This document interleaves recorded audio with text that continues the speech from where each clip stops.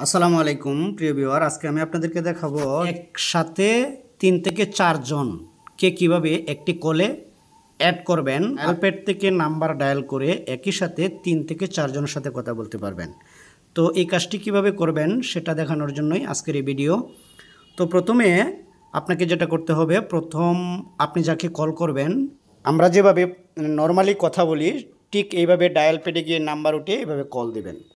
Call দেওয়ার পর ওনাকে বলবেন যে আমি অমুককে অ্যাড করতেছি, কারণ আপনি আরেকজনকে যখন অ্যাড করবেন ঠিক তখন বর্তমানে যিনি আপনার কলটি রিসিভ করেছেন তিনি হোল্ড অবস্থায় থাকবেন।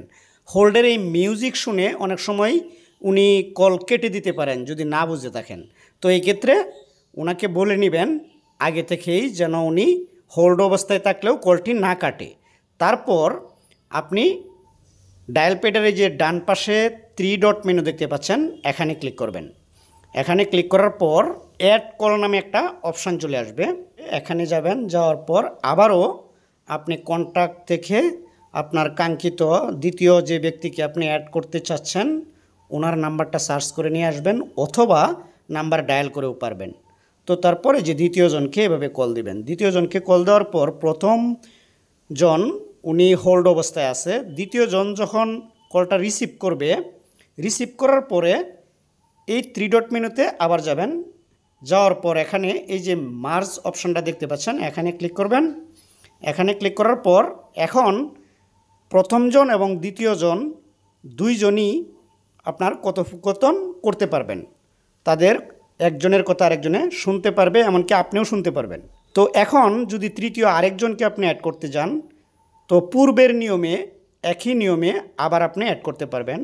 তার জন্য আবারও আপনাকে ডায়াল প্যাডে যেতে হবে এবং আপনি তৃতীয় যে ব্যক্তিকে অ্যাড করতে চাচ্ছেন, তো আবারও 3 ডট মেনুতে ক্লিক করে এখন কিন্তু দুইজন অলরেডি কথা বলতেছে। 3 ডট মেনুতে ক্লিক করবেন, আবারও অ্যাড কল দেখতে পাচ্ছেন, এই অ্যাড কলে আবারও ক্লিক করবেন। ক্লিক করার পর এখন তৃতীয় যে ব্যক্তিকে আপনি অ্যাড করতে চাচ্ছেন তার নাম্বারটা এইভাবে টাইপ করবেন। যদি আপনার নাম্বারটা পুরোটা মনে না থাকে তো এই ক্ষেত্রে আপনি কন্ট্যাক্ট থেকেও নাম সার্চ করেও নিয়ে আসতে পারবেন।